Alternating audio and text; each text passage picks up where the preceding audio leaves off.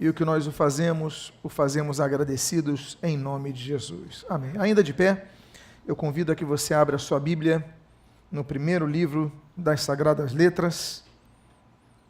Eu peço que coloque, por favor, a projeção.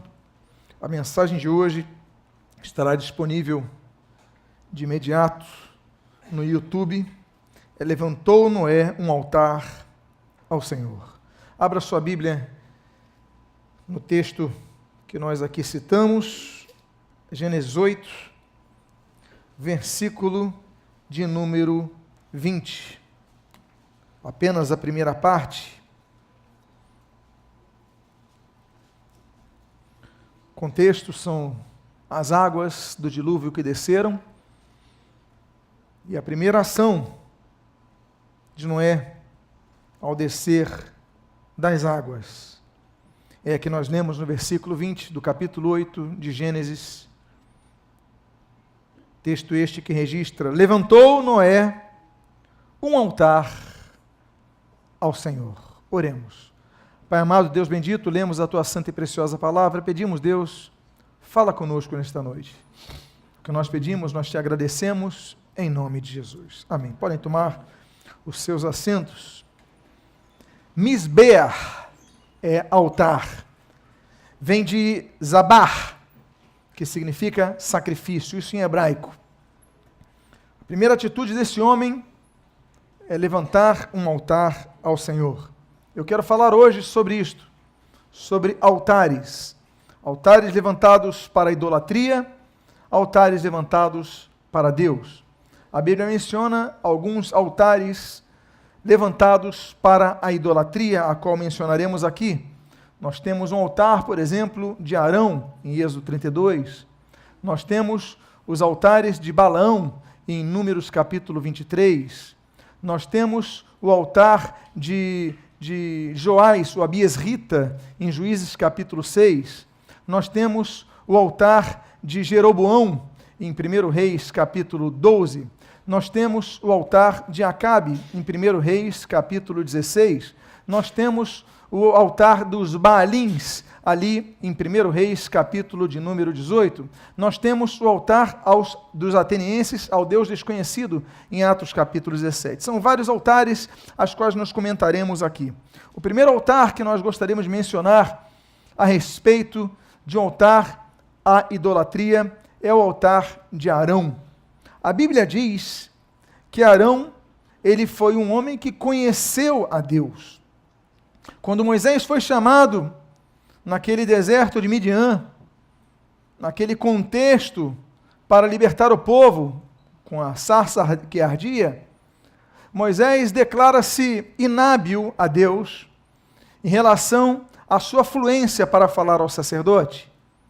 Então, é levantado Arão. Arão passa então a ser um interlocutor entre Moisés e o faraó em relação à libertação do Egito. Nós conhecemos, por exemplo, as 10 pragas que são infringidas ao povo do Egito. Nós temos o milagre da vara de Arão, que se transforma em uma serpente que devora as serpentes de Janes e Jambres. Nós temos então Arão experimentando o poder de Deus, Arão testemunhando o poder de Deus. Arão estava, por exemplo, quando Moisés, ao levantar o seu bordão, aquele mar, ele se abre, Israel passa seco, depois o mar se fecha, destruindo o exército de Faraó. Arão era o homem que viu o milagre de Deus, Arão era o homem que experimentou o poder de Deus, Arão era o homem que testemunhou tudo o que Deus fez, mas o seu irmão Moisés já estava há 40 dias no cume do Monte Sinai, ali no Horebe de Deus. Moisés não respondia. Moisés já é avançado em anos. Moisés, ele tem 80 anos de idade, está sozinho no monte, não dá respostas. E a população e o povo e as pessoas começam a falar: olha, morreu. 80 anos, sozinho no cume de um monte, que é muito frio, uma ventania enorme lá em cima, sem ninguém para pará-lo, para ajudá-lo. Ele morreu.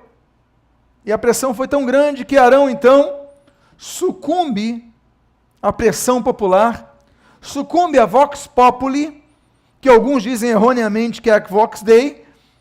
Então, ele permite que façam um altar a um bezerro chamado Renfã, uma divindade que era adorada pelos egípcios. O primeiro altar que nós vemos, a idolatria, é o altar que representa pessoas que já tiveram experiências com Deus, mas se afastaram de Deus. Tiveram experiências com Deus, mas um dia que estavam cultuando a Deus, adorando a Deus, eles não cuidaram e caíram. Se esqueceram que nós devemos ter uma vida de vigilância. Como diz o apóstolo Paulo, aquele que está em pé, cuide para que não caia. E o primeiro exemplo do altar é que nós vemos que um homem que experimentou o poder de Deus, viu o poder de Deus, viu a magnitude do poder de Deus, ele daqui a pouco está oferecendo sacrifícios a Renfã. Nós aprendemos com esse altar levantado por Arão que nós devemos vigiar. Não tem ninguém aqui que possa dizer, eu me garanto, porque nós somos tentados diariamente, todos nós somos tentados diariamente, e você não pode nem dizer disso, porque a Bíblia fala a respeito disso, e nem o Senhor Jesus foi poupado. A Bíblia diz, em Mateus capítulo 4, que o Senhor Jesus, logo depois do seu batismo, anunciado ali, registrado ali em João capítulo 3, Jesus é levado pelo deserto para ser tentado pelo Espírito de Deus. Jesus, ele foi tentado em todas as coisas. Hebreus vai falar sobre isso, 1 Pedro vai falar sobre isso, os evangelhos apontam isso, Mateus 4 registra 3 estilos, 3 formas, 3 tipos de tentação, dentre todas as que Jesus passou, não apenas as 3, mas dentre todas, 3 são registradas ali. E Jesus foi tentado em todas as coisas. Lutero, reformador, quando estava no castelo de Wartburg, ali entre os anos 1521 e 1522, ele dizia que ao acordar ele recitava 3 palavras em latim, oratio, meditatio e tentatio. Primeira palavra, oratio. A primeira coisa que eu tenho que fazer é orar quando acordar. Depois ele falava meditatio. A segunda coisa que eu tenho que fazer é meditar nas Sagradas Escrituras. E depois ele falava, agora eu vou para o tentatio, enfrentar as tentações. Todos somos tentados. A grande questão é, temos sucumbido ao pecado ou temos vencido o pecado? Jesus, quando está naquele horto chamado Getsemane, Jesus ele fala, olha, vocês orem, mas vigiem. Vocês têm que orar e vigiar, para que vocês não, o quê? Caiam em tentação, porque todos são tentados. Arão era um homem líder, era uma liderança em Israel, mas caiu em tentação. Ele sucumbiu ao povo, e nós aprendemos com o altar de Arão, que nós somos cercados de pessoas que nos empurram para pecar. Então, por isso que nós temos vários inimigos para vencer. Nós temos o diabo, nós temos o mundo e nós temos a carne. A Bíblia vai falar sobre isso em 1 João. Nós temos que vencer as artimanhas do diabo, nós temos que vencer a nossa natureza caída, a concupiscência que nos quer levar a pecar, a nossa carne, mas nós temos que vencer também as induções do meio em que nós vivemos. O primeiro altar que eu cito é o altar de Arão. O segundo altar que eu cito, de um altar levado para a idolatria, e aqui nós vemos o texto, levantou Noé um altar ao Senhor, mas nem todos levantam o altar ao Senhor. Nós conhecemos a história que está registrada ali no livro de Números, e no livro de Números, capítulo 23, nós conhecemos a história de Balaão. Balaão era um profeta contratado para amaldiçoar pessoas. Hoje em dia você passa na rua e as pessoas te oferecem panfletos, traga o seu amor em 3 dias. Você já viu esse tipo de propaganda? Desfaço isso, desfaço. As pessoas oferecem tudo, e naquela época também era assim. Havia um homem que tinha uma capacidade extraordinária muito grande, que era Balaão. E a fama de Israel estava correndo ali naquelas regiões. E o rei olha, ele fala, olha, só tem uma maneira de eu embarrear Israel, contratar Balaão. E Balaão, então, levanta 7 altares contra o povo de Deus. Levanta 7 altares para fazer culto, para que todas as entidades pudessem inferir contra o avanço do exército de Deus. Mas eu gosto muito daquele texto, quando ele diz, olha, eu não tenho como amaldiçoar esse povo. Se Deus abençoou, não o posso revogar, versículo 20. A Bíblia diz, até o versículo 23, tem uma junção de textos nesse maravilhoso texto de Balaão, mostrando, ele reconhece, ele falou, não tem como amaldiçoar quem é abençoado. Amados irmãos, nós aprendemos outra coisa em relação ao altar, os altares de Balaão, em Números 23, é que independentemente da feitiçaria que façam contra a tua vida, colocaram, me permita uma expressão aqui, mas colocaram meu nome na boca do sapo, enterraram meu nome nisso, fizeram, mas não importa, nenhuma maldição toca no que tem o sangue de Jesus no umbral de suas vidas, não toca em nossas vidas. Eles podem fazer um altar, podem fazer 2 altares, como Balaão, podem fazer 7 altares, mas como ele disse, se Deus abençoou, não posso revogar. A bênção de Deus é maior do que todas as maldições do diabo contra a sua vida. Por quê? Porque o sangue de Jesus tem todo o poder. Não há poder maior do que o sangue de Jesus. Aí nós lemos Gênesis 8:20 dizendo, levantou Noé um altar ao Senhor. Nos lembramos de outro altar levantado aos deuses. Aquele altar de um homem chamado Joás, o Abiesrita, que ele levanta altar às divindades, aos seus deuses, mas Deus levanta o filho dele para trazer libertação. Em Juízes capítulo 6 mostra que Deus pega o filho dele chamado Gideão para contender contra o altar de seu pai, para destruir o altar de seu pai. Tanto é que Gideão, ele recebe um apelido. E você sabe o apelido de Gideão. Qual é o apelido de Gideão? Jerubaal. Aquele que contende contra Baal. Aquele que enfrenta Baal. Gideão, então, ganha um novo nome de Deus e as pessoas vão conhecendo esse novo nome, que é aquele que contende contra Baal. Seu pai adorava os ídolos, mas Gideão, ele destrói essa maldição em sua família. Amados irmãos, uma coisa que nós aprendemos com esse altar levantado a Baal, é que Deus pode fazer em sua vida uma nova fase. Há pessoas que vivem em situações de maldições, que vão percorrendo suas famílias. Não, meu pai, meu trisavô era alcoólatra, meu avô era alcoólatra, meu bisavô era alcoólatra, meu pai é alcoólatra, então eu vou ter essa tendência. Em Jesus Cristo, toda maldição é anulada. Minha família, não sei o quê, meus avós se separaram, meus pais me separaram, eu estou me separando. A maldição em Cristo Jesus, ela acaba. Ela acaba. Aquele homem Joás, ele levantava um altar a Baal, mas Gideão terminou com o altar a Baal. Eu quero dizer uma coisa para vocês, ainda que haja uma maldição em sua família, ela pode ser destruída através de sua vida, pelo sangue de Jesus na sua casa. Não, meu parente é viciado, meu outro é viciado e tal. Será que meu filho é viciado? Não vai ser, porque o sangue de Jesus é mais poderoso para quebrar. Que você seja um Jerubaal, que você contenda, porque contender é enfrentar. É enfrentar. Gideão, ele é levantado para enfrentar o altar do seu pai. Você tem que enfrentar com fé, com perseverança. Mas isso não vai chegar à tua casa. A tua casa é resguardada pelo sangue do Cordeiro. Eu gosto muito daquele texto. A Bíblia fala, e nós falamos sobre isso, ainda que en passant, mas nós falamos sobre as pragas do Egito. E quanto da última praga, 10ª praga, da mortandade dos primogênitos? Deus dá uma ordem para que colocasse o sangue do Cordeiro no umbral da porta. Onde tivesse umbral, o anjo do Senhor enviado para executar o juízo passaria por cima. Por isso que em hebraico passar por cima é Pêssar. Pêssar é a palavra hebraica para Páscoa. Páscoa significa passar por cima.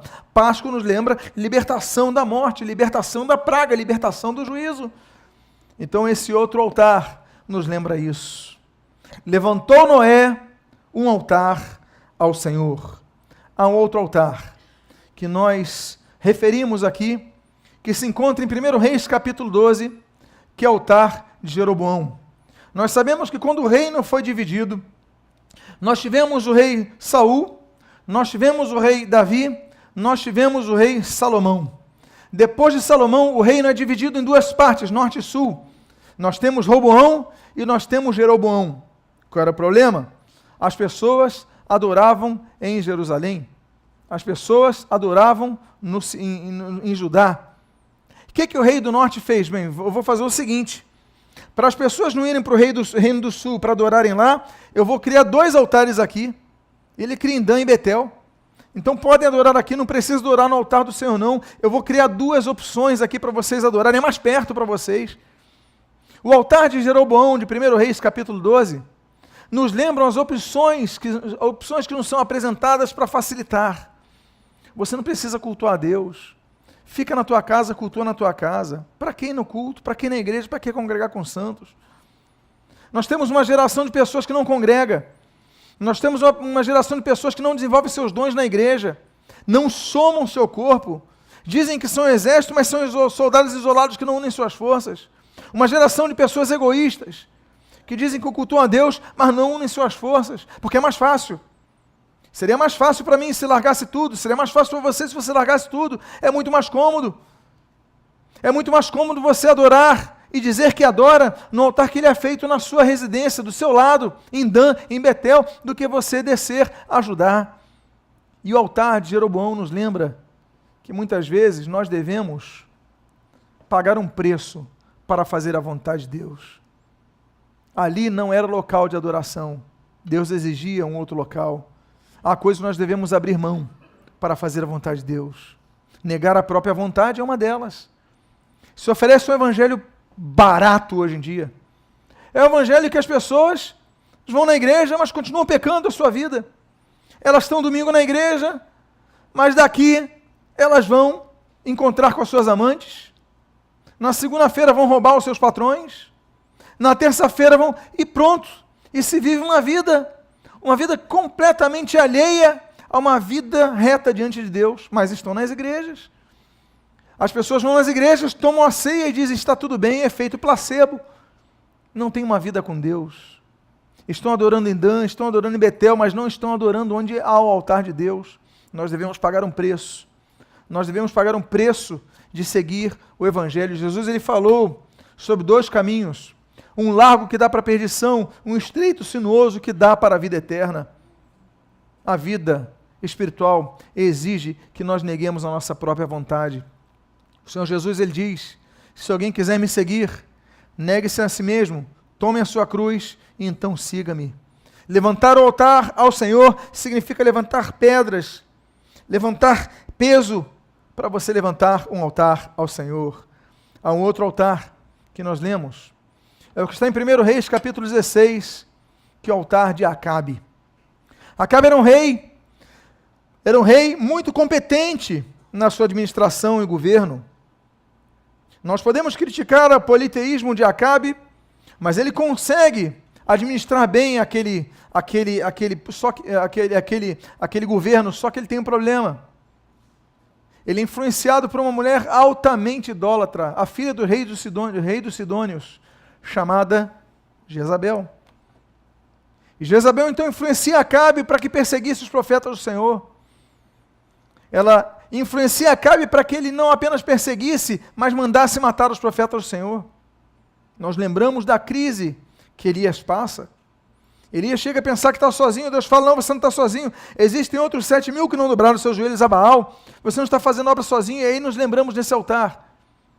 Que ainda que sejamos perseguidos, nós devemos continuar firmes diante de Deus, sem nos dobrar ao altar de Baal. Há um outro altar que você conhece, dado idolatria, que é o altar que se encontra em 1 Reis, capítulo 18, que é o altar ali do Monte Carmelo, o grande altar a Baal. Centenas de Baalins estão ali cultuando a Baal. E Elias fala, gritem mais alto. Ele não está ouvindo, ele está dormindo. De fato. Havia teorias, se você não conhece um pouco Baal, Baal era uma divindade relacionada às chuvas. Num país, numa região, como a região de Canaã, onde há muita seca, uma divindade de chuvas é muito requerido, por causa da agricultura, por exemplo. Só que diziam que essa divindade, ela dormia por 6 meses, que era exatamente o período de verão e primavera. Dormia 6 meses. E para acordar Baal, você tinha que fazer um culto muito barulhento. Então, para dormir Baal, porque ele acordava, ele se deitava com a sua consorte, e aí, desse afluxo, viria a chuva sobre a terra. Então, o culto a Baal era um culto barulhento. Então, Elias fala, cantem mais alto, ele deve estar dormindo ainda. Não é apenas uma ironia contra a crença deles. Mas, nada aconteceu. Por que não aconteceu? Porque havia ali do lado um altar que seria por Elias construído, um altar ao Senhor, onde a presença do servo de Deus, meus amados, o diabo tem que respeitar a sua presença. Você tem que ser um tipo de pessoa que as pessoas mudem. Você tem que ser um tipo de pessoa que as pessoas estão conversando uma piada imprópria, você chega e eles falam assim, opa, vamos mudar o assunto que fulano chegou. Porque esse daí é diferente. Vamos mudar o assunto porque eles têm que ter respeito pelo servo de Deus. Se você não impõe respeito, onde está a luz brilhando? Porque quando a luz brilha, as trevas são incomodadas. E esse altar, nós lemos, esse altar de 1 Reis 18, mostra exatamente isso.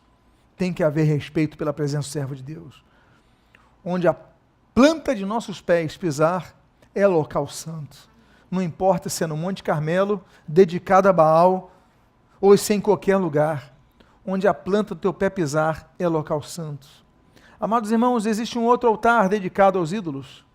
É aquele que nós lemos em Atos capítulo 17, que Paulo fica surpreendido. O altar ao Deus desconhecido. Olha que coisa absurda, é nonsense. Havia tantos deuses, tantas divindades no mundo grego, que eles tinham o altar para Hermes, o altar para Diana, o altar para tantas divindades. Só que a diferença é a seguinte, olha, a gente pode ter esquecido de algum. Para a gente não errar e não esquecer de algum, vamos criar um altar para o Deus desconhecido, para não ter erro. Se a gente esquecer de alguém, a gente cultua nesse altar e pronto, ele vai ficar feliz por não esquecer. Olha que nonsense, que absurdo. Um Deus desconhecido, as pessoas nem conhecem, estão adorando. Mas nós então podemos dizer, como Noé levanta um altar ao Senhor, nós podemos dizer que nossa vida, nós conhecemos o Deus a quem nós dedicamos o altar de nossas vidas. Nós devemos ter um altar ao Deus conhecido, não ao Deus desconhecido. Porque há pessoas na igreja que têm um Deus que é desconhecido. Eles estão na igreja, mas não conhecem a Deus. É hora de você buscar o encontro com Deus. É hora de você clamar ao Senhor. Ouça a palavra sim, mas ouça Deus falando e busque ao Senhor em suas orações, porque Deus quer se tornar conhecido a sua vida. Levantou Noé um altar ao Senhor. Levantou Noé um altar ao Senhor, nos lembra o altar que nós lemos ali em Gênesis capítulo 8, versículo 20. É o primeiro altar levantado depois do juízo de Deus. Nós temos um altar levantado por Noé. E nesse altar, então, é celebrada uma aliança de Deus com a terra. Deus é um Deus de alianças. Nós temos, por exemplo, a primeira aliança, que é a aliança trinitariana, em Gênesis capítulo 1, versículo 26. Façamos, pois, o homem a nossa imagem e semelhança, nossa semelhança. A Trindade é a aliança da Trindade. Nós temos a segunda aliança, que é a aliança de Adão, a aliança adâmica, Gênesis capítulo 3. Nós temos a terceira aliança, que é a aliança de Noé, Gênesis capítulo 9. Nós temos a quarta aliança, que é a aliança de Abraão, Gênesis capítulo número 12, até o capítulo 15. Nós temos a quinta aliança, aliança com Moisés, Êxodo capítulo 15, e vamos até o capítulo 20. Nós temos a sexta aliança, que é a aliança de Deus com Israel, a aliança israelita, Deuteronômio capítulo 28 e 29. Nós temos a sexta aliança, a aliança de Deus com Davi, a aliança davídica, segundo Samuel capítulo 14. E nós temos a nova aliança, aquela que se celebra, nós temos ali a menção dela em 1 Coríntios capítulo de número 11. Os evangelhos apontam a ela e tem uma profecia em Jeremias capítulo 31, far-vos-ei uma nova aliança, que ela é completada, tem seu corolário em 2 Coríntios capítulo 3, versículo 6, que é a nova aliança. Aliança é essa que nós celebramos. Deus é um Deus de alianças. Ali em Gênesis capítulo 8, versículo 20, nós lemos que levantou Moisés um altar ao Senhor, se fez uma aliança. Altar é local de aliança. Altar é local de compromisso a Deus. É você entregar a sua vida ao Senhor e falar, Senhor, faz de mim o teu altar, derrama em mim o teu fogo, celebra em mim uma aliança comigo. Deus quer fazer uma aliança com você nesta noite. Há uma segunda aliança que nós vemos, que é a aliança de Abraão. A aliança de Abraão é uma aliança que Deus fez com ele, prometendo a descendência. Abraão era uma pessoa com certa idade, Abraão não tinha filhos. Deus então ele fala, olha, você vai sair da sua terra, aqui da região do Kuwait, aqui da região do Iraque, e você vai para outra terra, eu vou te mostrar que terra é essa, você não sabe onde é, mas eu vou te mostrar, vai. E lá chegando Deus então celebra, continua celebrando esse pacto com ele, e ele fala, olha, eu vou fazer uma grande nação. E ele, poxa, mas como? Eu sou idoso, minha esposa é idosa. E Deus logo então ele cumpre o impossível com Abraão. O que eu quero dizer aos amados irmãos é que então Abraão faz uma aliança com Deus. Abraão levanta um altar ao Senhor. Deus faz uma aliança com Abraão. Abraão levanta um altar ao Senhor e Deus então faz o impossível para Abraão. Eu quero dizer para vocês, vocês têm promessas de Deus em suas vidas.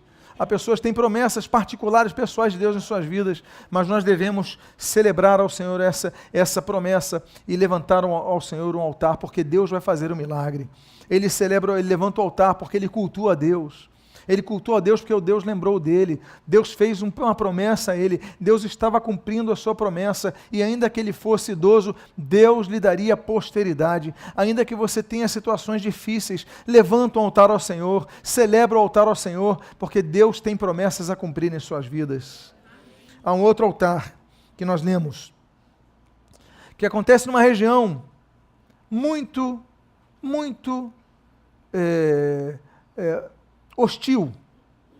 É uma região que, na verdade, nós temos um israelita que está no meio de uma região dos filisteus, dos palestinos, a região de Gerar.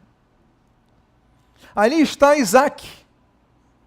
E aí Isaac, então, começa a cavar poços numa região inóspita também. E diz a Bíblia, então, que vão lá, os filisteus falam, você não pode cavar aqui, esses poços são nossos. Mas eu cavei, mas eu fiz o trabalho, então não, mas a terra é nossa, foge daqui, vamos ficar com o teu poço. Tá bom, não tem problema.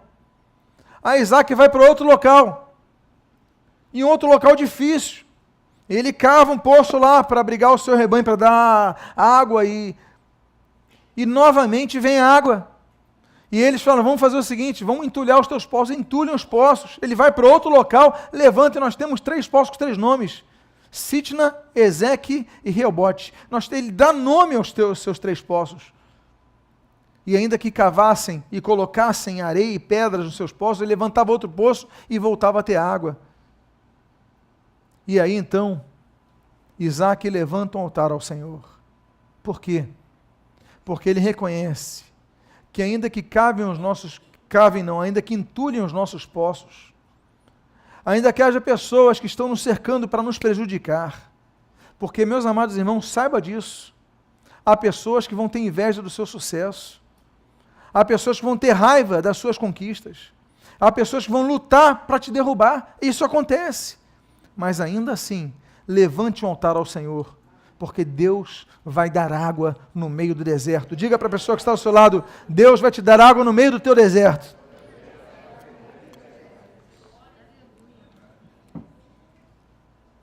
Nós temos um outro altar. É o altar de Jacó. Nós falamos do altar de Abraão. Nós falamos do altar de Isaac. Abraão, Gênesis 12. Isaac, Gênesis 26. E nós temos Jacó em 2 fases, ele tem 2 altares. Gênesis 33, Gênesis 35. Em Gênesis 35 nós temos um problema. Um problema terrível na vida dele, que é um problema familiar. A sua filha Diná tinha sido violentada. Chega um homem chamado Siquém, pega ela e à força faz aquilo que a deixou totalmente triste. Indignação na família de Jacó. Poxa, eu sou chamado por Deus, eu sou servo de Deus, como é que acontece uma coisa dessa? Mas o problema são os seus filhos. Os seus filhos, Levi e Simeão, eles falam o seguinte: violentaram nossa irmã? Então tá bom. Ainda que contra toda a recomendação, sem o apoio de Jacó, eles pegam suas espadas, entram naquela aldeia daquela família e matam. Aquele homem que violentou Diná foi Siquém. Eles matam não só Siquém, matam o pai de Siquém, matam toda a família, matam todo mundo. De repente, Jacó era pai de vingadores. Jacó era pai de justiceiros. Jacó era pai de assassinos. Eles não apenas matam o violentador, mas matam todos. E não sobra ninguém naquela aldeia. Jacó está triste. Jacó está acabado. Não era o projeto que ele tinha para a família dele. Uma filha violentada, 2 filhos assassinos. Não é projeto, muitas vezes você vê o que está acontecendo na sua vida, na sua família, no seu projeto de vida. Você está vendo que está tudo ruindo. Mas nos levantamos do altar que Jacó levanta ao Senhor.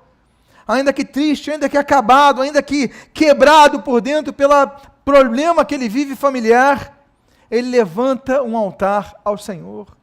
Nós devemos levantar um altar ao Senhor nos nossos momentos felizes, sim.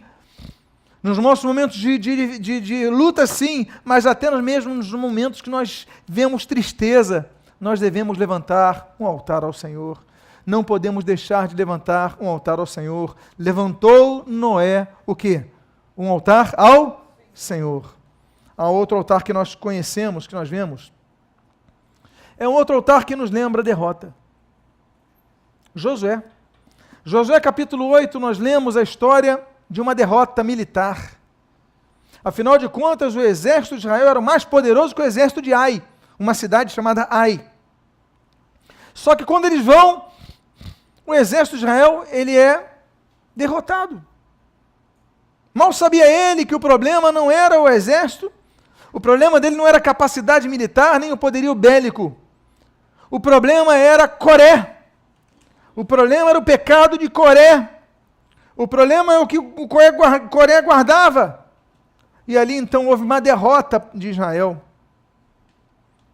Josué viu homens morrendo do seu exército, homens morrendo pelo pecado de outros. Mas o que Josué faz? Ele sobe ao Monte Ebal e levanta um altar ao Senhor. Mesmo depois de derrotas, nós devemos permanecer firmes com o Senhor, levantando o altar ao Senhor. Levantou Noé, o quê? Um altar ao Senhor. Nós temos um altar construído em Ramá. O altar de Samuel, nós lemos isso em 1 Samuel capítulo 7. Os inimigos estão chegando. Os filisteus estão cercando. E diz a Bíblia que então naquele momento os filhos de Israel têm medo. A Bíblia diz, e os filhos de Israel tiveram medo e procuraram Samuel. Samuel então falou: não se preocupem, eu vou levantar um altar ao Senhor. Ora, eu fico imaginando eles, a gente não quer saber de altar, a gente quer saber de estratégia.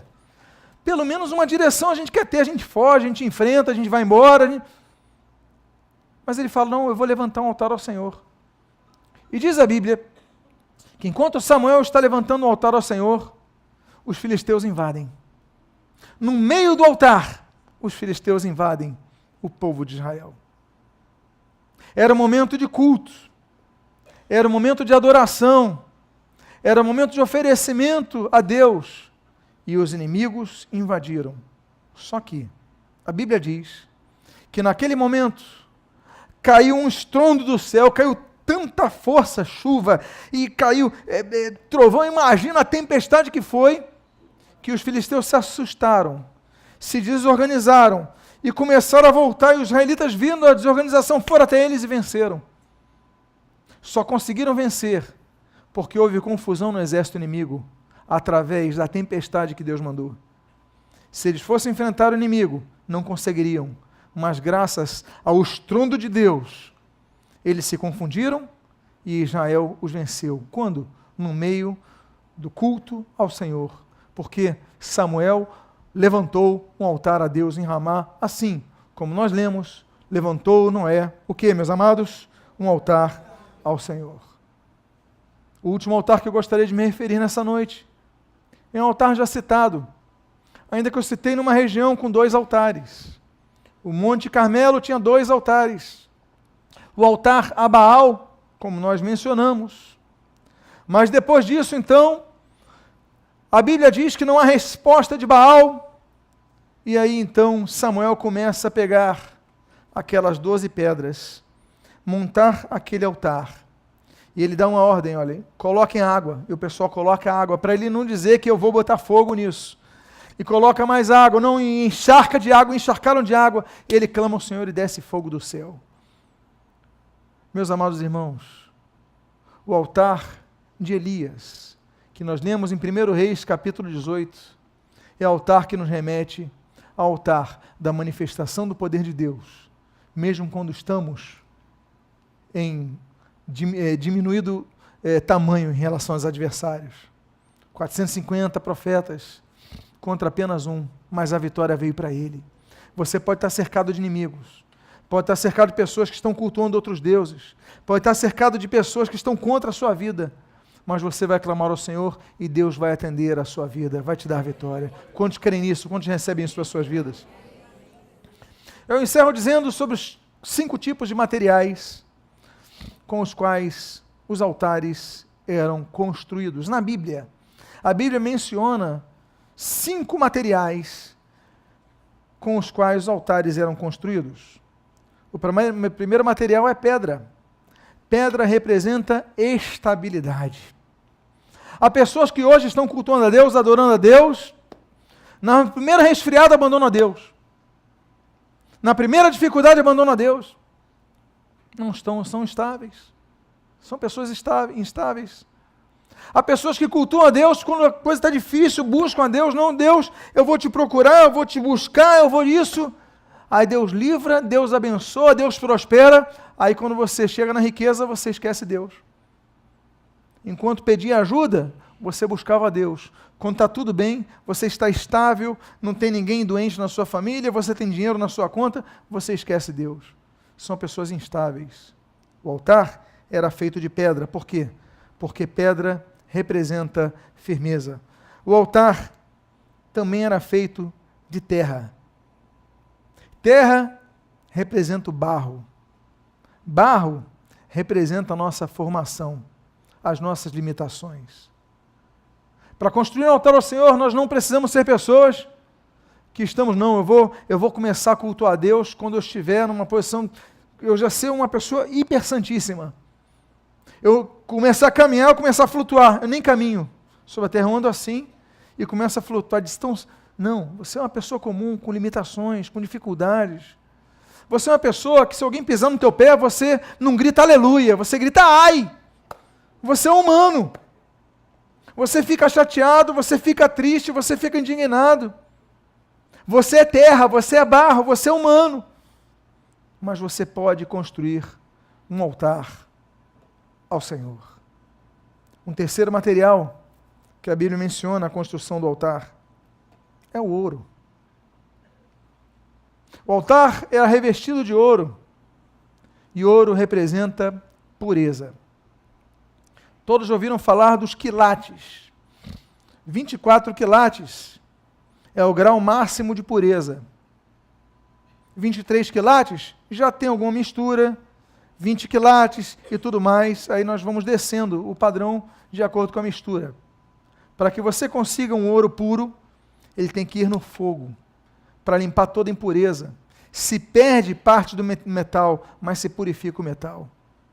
Ainda que sejamos pessoas tão limitadas, nós podemos chegar à presença de Deus em nome de Jesus, mas dizer, Senhor, purifica o meu coração.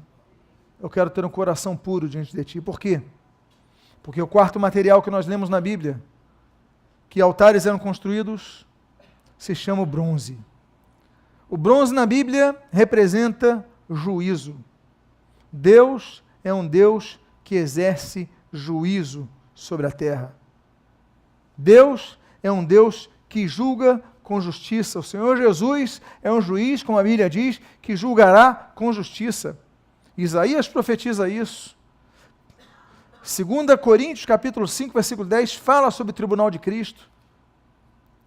A justiça, Deus é um Deus que não chamará de justo quem é injusto e não chamará de injusto quem é justo. Deus é um Deus justo. Eu quero dizer para vocês uma coisa, muitas vezes nós pensamos, eu sou injustiçado, eu sou perseguido. Coloca nas mãos de Deus, que Deus vai agir com justiça para a sua vida. Mas não deixa de levantar um altar ao Senhor, porque você está passando por uma injustiça, um problema difícil. Ainda que você esteja passando uma situação difícil, levante um altar ao Senhor. E por fim, o quinto tipo de material que nós lemos, que o altar era construído, é o material da madeira de acácia. A madeira, ela representa várias coisas. Ela representa, por exemplo, um material de alta combustão. Mas quando nós olhamos para o chamado de Moisés, nós vemos que Moisés encontra no deserto de Midian uma madeira que era queimada, mas não se consumia. Havia fogo naquele zimbro, havia fogo naquele arbusto, naquela sarça, mas a sarça não se consumia. Representa, meus amados irmãos, o fogo de Deus, que nos aquece, que nos ilumina, que nos direciona, mas não nos destrói. Muitas vezes temos que passar pelo fogo de Deus. É difícil. Deus nos permite que passemos pelo fogo. Mas ainda que estejamos no meio do fogo, como aqueles 3 hebreus, Sadraque, Mesaque e Abed-nego, ainda que eles estejam na fornalha, Deus enviará um 4º homem para aquela fornalha e não seremos consumidos. Assim como essa madeira do altar, ela não era consumida. Eu finalizo dizendo 2 coisas a vocês. Sobre o altar, havia 5 tipos de sacrifícios sobre os quais nós já estudamos. Existia o sacrifício de holocausto, a oferta pacífica, outro tipo de sacrifício que se oferecia ali, a oferta de manjares, a oferta pelo pecado e a oferta pela culpa. Existiam, além da oferta para os sacerdotes, existiam 5 tipos de ofertas que eram colocadas pelo povo em cima daquele. A mais conhecida, a oferta de holocausto. Agora, não era qualquer animal que se podia colocar na oferta de holocausto. É interessante notar algo que, numa primeira leitura, nós não entendemos.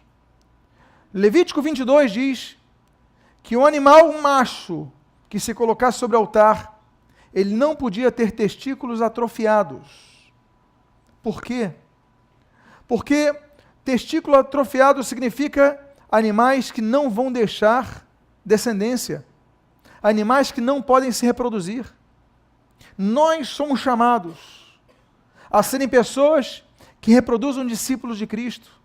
Nós somos discípulos de Cristo, levantados para produzirmos outros discípulos de Cristo. Nós somos pessoas levantadas para ir por todo mundo e pregar o evangelho de toda criatura. Que é isso? Multiplicar vidas. Nós temos que pregar, por nossas palavras, por nossas ações, anunciar a Cristo. Temos que reproduzir, porque ele falou, olha, não coloquem animal com testículos atrofiados no holocausto, no altar, porque no altar devem ter pessoas que queiram reproduzir para Deus. Reprodução, e eu digo reprodução de evangelizar, de levar novas vidas a Cristo.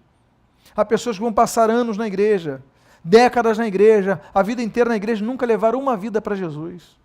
Nunca falaram de Jesus para uma vida. E nós não podemos ser assim. Nós devemos ser pessoas que reproduzam ao Senhor. E eu encerro. Quando eu leio, levantou Noé um altar ao Senhor. Há vários tipos de altar, como nós citamos aqui. Há vários contextos de altares, como nós citamos aqui. Eu já estive em inúmeras igrejas, não sei contar quantas igrejas eu já estive. A minha vida inteira foi no Evangelho. Eu conheci púlpitos, diferentes tipos. Púlpitos de madeira, púlpitos de pedra, púlpitos de mármore, púlpitos de acrílico. todo tipo de púlpito, altares e locais do altar tão bonitos, tantas denominações diferentes.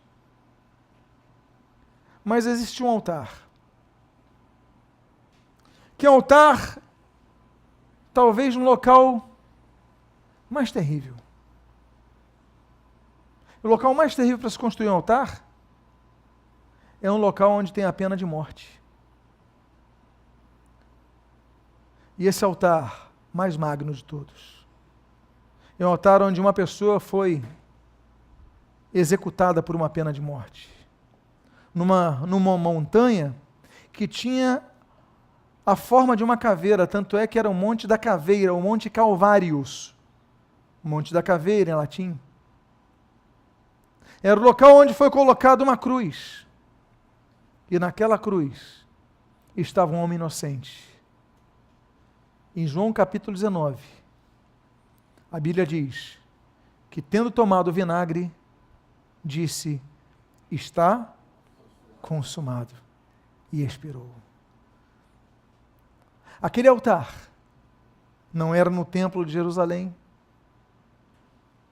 Aquele altar não foi no palácio de Herodes, não foi na Torre Antônia, não foi em tantos lugares belíssimos de Israel, foi no local onde os condenados eram executados, o pior dos lugares. Mas naquele local, foi o local onde nasceu a minha vida, a sua vida, na cruz do Calvário. Levantou um altar, mas não é um altar ao Senhor, mas Deus levantou um altar para nossas vidas, onde Jesus foi crucificado. Eu quero fazer um convite a você aqui, por favor, fique de pé.